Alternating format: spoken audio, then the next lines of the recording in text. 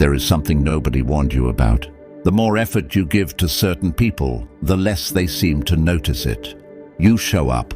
You invest. You care, genuinely, deeply, consistently. And somehow, the more you give, the more it gets treated like background noise, like wallpaper, like something that was simply always going to be there. But the moment you go quiet, the moment you stop reaching out, stop explaining yourself, stop filling every silence with effort, something strange happens. People who barely acknowledged your presence suddenly start paying attention. And most people look at that and think it is some kind of trick, some kind of emotional strategy, a game you play to regain control. But what if it is not a strategy at all? What if going quiet, truly, deeply going quiet, has nothing to do with the other person at all? What if the real reason silence changes everything is because of what it does to you? That is what this is actually about.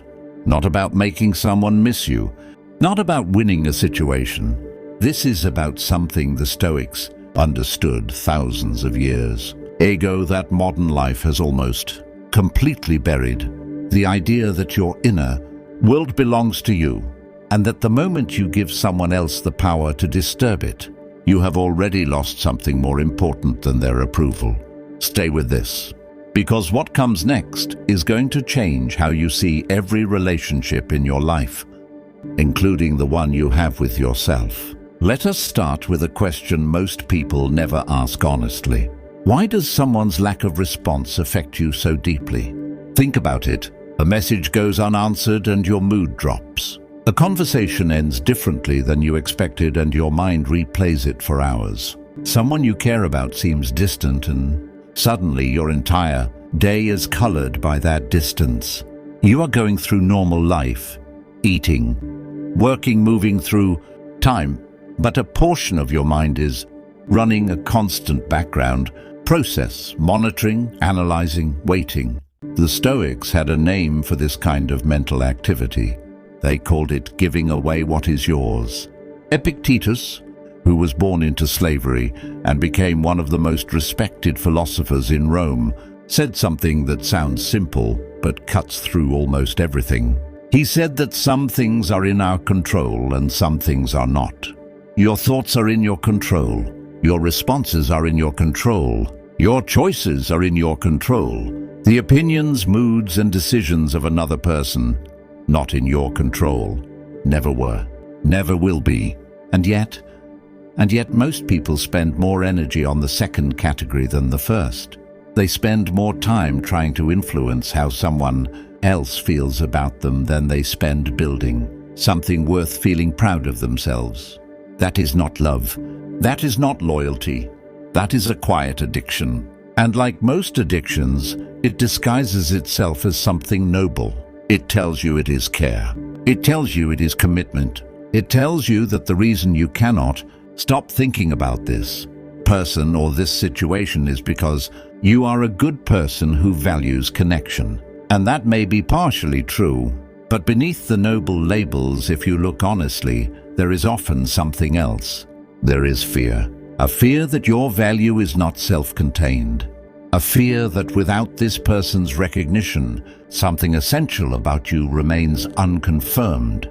That fear is the real problem, not the relationship, not the other person. The fear that your worth requires outside verification. Once you see that clearly, everything starts making more sense. Because the reason walking away, or simply going quiet, we create such a powerful shift is not psychological manipulation. It is not the law of scarcity working in your favor as a tactic. It is that the act of stepping back forces a confrontation with that fear. And when you survive that confrontation, when you discover that the silence did not destroy you, something inside you resets. Let me describe what that process actually looks like from the inside. At first, stepping back feels wrong. Your nervous system interprets it as a threat. The patterns that kept you reaching out, checking in, over-explaining and over-giving were familiar. Familiar is not the same as healthy, but to the mind, familiar and safe often feel identical. So when those patterns stop, the mind raises an alarm. This is uncomfortable. Something might go wrong. You should fix this. You should say something. You should explain. The discomfort you feel when you go quiet is not evidence that going quiet is a mistake. It is evidence that a habit is being broken. And habits, even damaging ones, resist being broken. They have momentum. They have history. And they do not surrender quietly. This is where most people give in. Not because they are weak, because they are human, because the discomfort of sitting in silence feels more dangerous than the familiarity of returning to a pattern that was hurting them. Marcus Aurelius wrote about this kind of resistance in his private journals.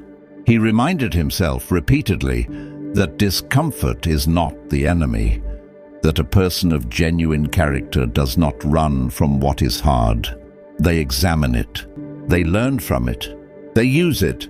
The discomfort of going quiet is not suffering. It is recalibration. It is your mind learning a new definition of safety, one that no longer requires another person's response to feel stable. And that recalibration, slow, uncomfortable, and deeply personal, is where real strength is built. Now here is where it gets interesting, because while you are going through that internal process, something entirely separate is happening on the outside. Human beings are wired to assign value based on availability. This is not a flaw in our character.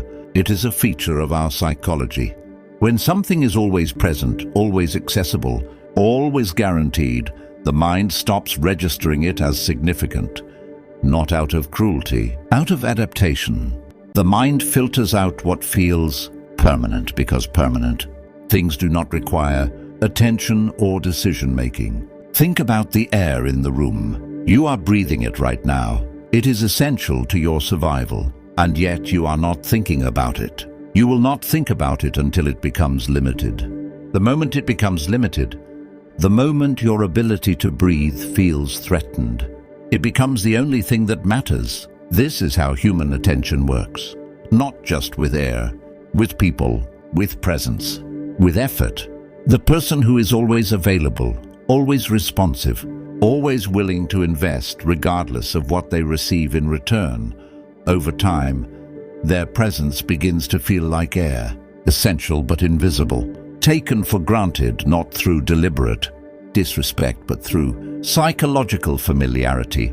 And the moment that presence becomes uncertain, the moment the pattern breaks, the mind suddenly re-registers what it had stopped noticing. This is not manipulation. This is psychology. And the Stoics understood it long before modern science put a name to it. They recognized that restraint communicates something that constant explanation never can. They recognized that a person who does not chase their own recognition invites a different kind of respect than someone who is constantly pursuing it. There is a reason ancient Stoic philosophy placed enormous value on what they called reserve, the deliberate practice of not exhausting yourself on outcomes you cannot control. Not because effort is wrong, but because effort directed at the wrong targets drains the energy that should be building something real. Here is a question worth sitting with. Where is your effort actually going? Not where you intend it to go. Where it is actually landing. Are you investing your best hours into people and situations that consistently return that investment? Or are you pouring your finest energy into a drain, doing everything right, giving everything you have and watching it disappear without reciprocity or recognition? Because that is the quiet tragedy that plays out in so many lives. Not dramatic betrayal, not sudden abandonment, just a slow, steady transfer of your most valuable resource, your attention, into something that never fills up.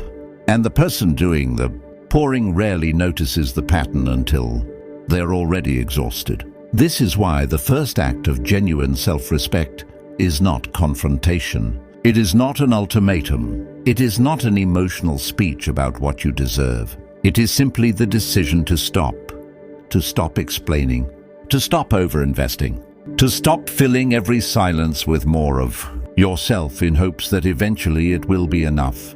To recognize that some situations are not problems to be solved with more effort.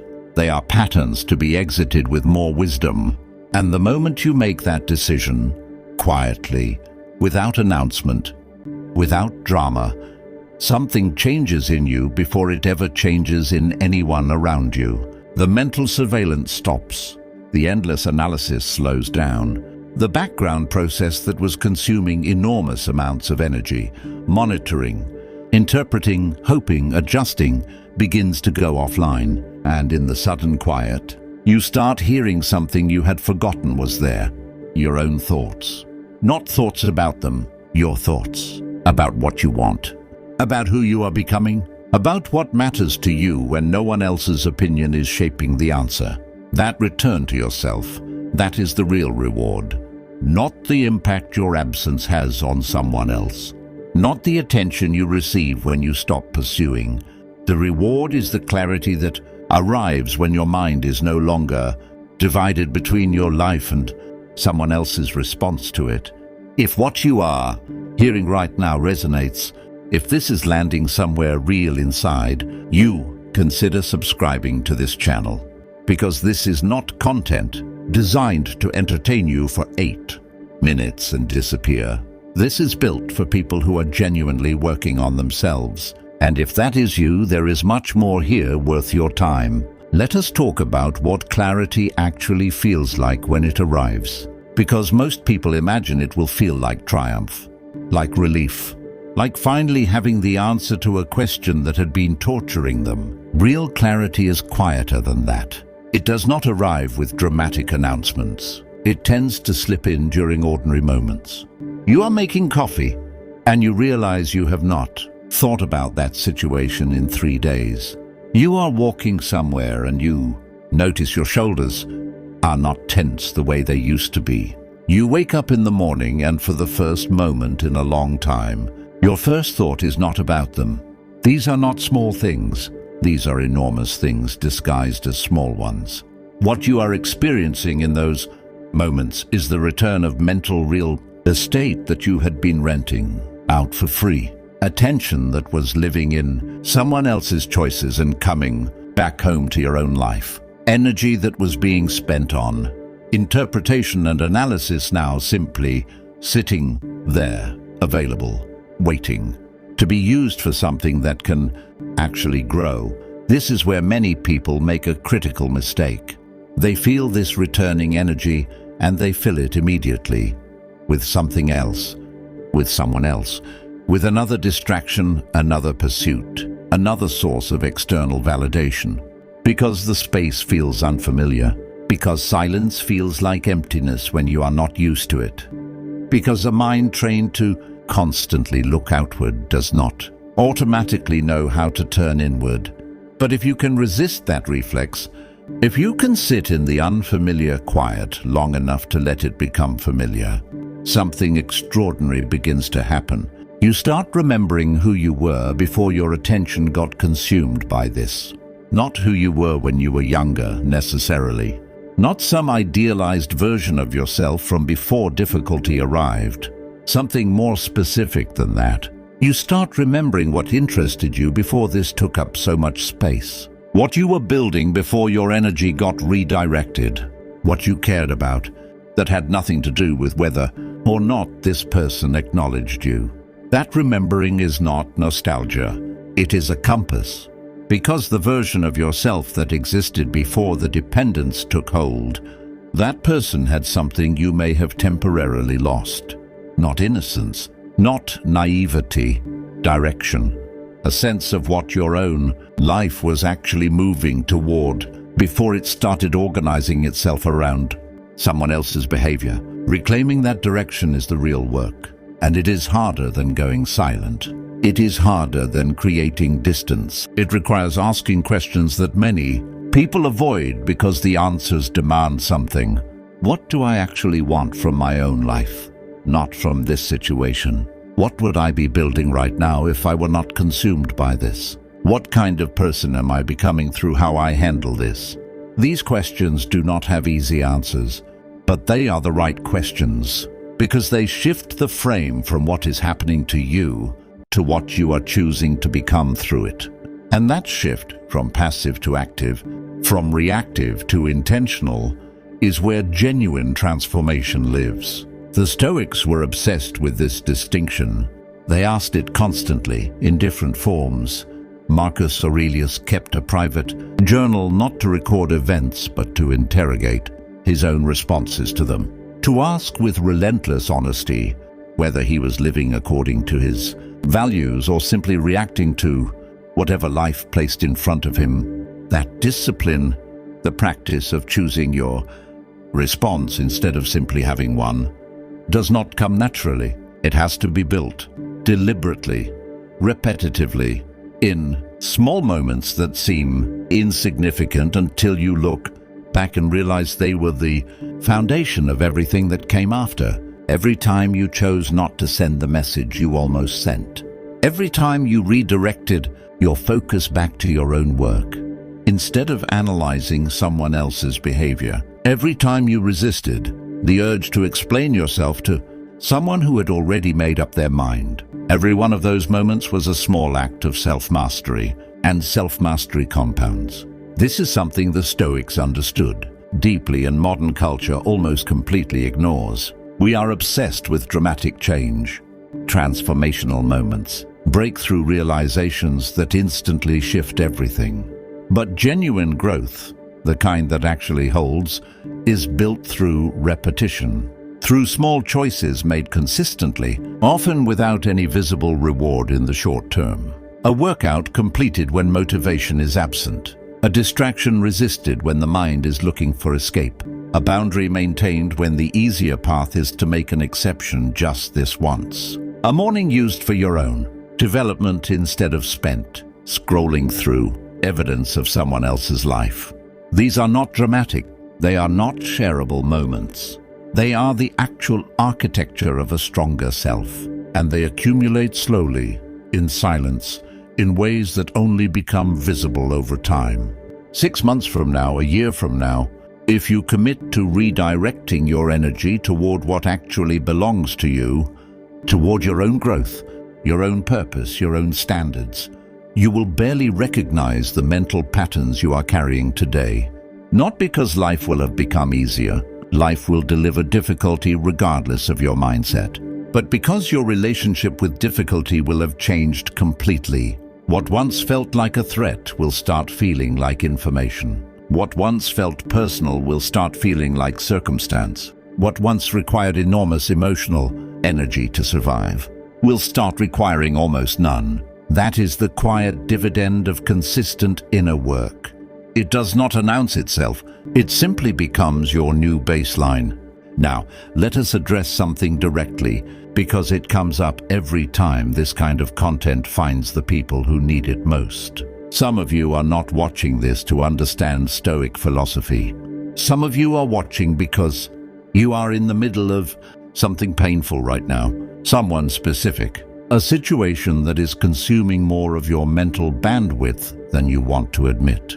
And you are hoping that somewhere in this video is the answer to a question you have not been able to say out loud. The question is not, how do I get them back? Even if that is what it feels like on the surface. The real question, the one underneath that, is this: why does losing their attention feel like losing myself? That is the question worth sitting with. Because the answer to that question is more important than anything this other person could say or do. It reveals exactly where your work needs to happen. It shows you precisely where your sense of self has become entangled with something external. And it points directly to the place where real freedom begins. You are not missing them, or rather, you may be. But what aches beneath the missing is the part of yourself you had placed inside their recognition. The part of your worth that you outsourced to their response. And when their response disappeared, it felt like that part of you disappeared with it. It did not. That part of you was never theirs to hold. But finding it again requires looking somewhere that is uncomfortable at first. It requires looking inward instead of outward. It requires asking not, what did they think of me, but what do I think of myself when no one else is deciding? And if the honest answer to that question is uncertain, if you realize that your sense of your own value has become dependent on external confirmation, that is not a shameful discovery. That is the most important discovery you could make, because now you know where to work. Self-respect is not an attitude. It is not something you declare. It is built incrementally through the experience of honoring your own standards when it would be easier not to, through maintaining a boundary when someone tests it, through choosing your own well-being when everything in you wants to fold, through proving to yourself through action that you mean what you say when you say you have value. No one can give you that. No one. Not validation, not attention, not the message you have been waiting for. Those things can feel good temporarily, but they cannot build what only self-evidence can build, a deep, unshakable confidence that does not rise and fall with someone else's behavior. Seneca said it clearly. He who respects himself is safe from others, not because he becomes unreachable, not because he stops caring, not because he builds walls, but because his security is no longer located outside himself. It cannot be taken. It cannot be withheld. It cannot be offered and then withdrawn to create leverage. That kind of security changes every relationship you enter afterward. Not because you become cold, but because you become free. You stop approaching connection from scarcity, from the desperate need to hold on to what you have before it disappears. You start approaching it from abundance, from the genuine sense that your life is full, enough that you can offer from a place of choice, not need. People feel that difference, even when they cannot name it, even when they have no language for what has shifted. They feel the presence of someone who does not need their approval, and they respond to it differently than they respond to someone who does. This is not about becoming someone you are not. It is not about performing confidence. Performed confidence is just desperation with better posture. This is about the real thing, the kind that only emerges when you have genuinely done the work of building a life that feels meaningful to you, regardless of who is watching. That life looks different for everyone. For some, it is building something creative. For some, it is developing mastery in a skill. For some, it is healing old patterns that have been running quietly in the background for years. For some, it is simply committing to a standard of self-care that was always deserved, but never quite prioritized. Whatever form it takes for you, the principle is the same. Invest in what is yours. Protect your attention like the finite resource it is. Stop bleeding your energy into soil that will not grow anything. And begin quietly, consistently, without waiting for permission, building towards something that is entirely yours. Because here is what almost nobody tells you about this process. It does not feel powerful at first. The early stages of reclaiming yourself feel like loss. They feel like grief. They feel like something ending. And in a sense, something is ending. The version of yourself that needed external validation to feel real. That version is ending, and it should. What replaces it arrives slowly. It arrives through action and habit and repeated choices that compound over time into something unrecognizable from where you started. And one day, not dramatically, not all at once, but on some ordinary Tuesday, you will notice that the thing you were afraid of is gone. The fear of being alone, the fear of not being chosen, the fear that your worth depends on someone else's recognition. And in its place will be something so quiet and so solid that it barely needs a name. Just the steady, unforced knowledge that you are enough. Not because anyone told you, because you built the evidence one honest choice at a time, until the proof became impossible to argue with. That is where this path leads, not to getting someone back, not to proving something to someone who failed to see you. It leads back to yourself, to a version of yourself that needed to be found, that was waiting quietly, beneath every layer of dependence and doubt, waiting for you to stop looking outward long enough to finally look in. Real strength is quiet, real confidence is steady, and real freedom begins the moment you decide, fully, Finally, that your peace is not up for negotiation.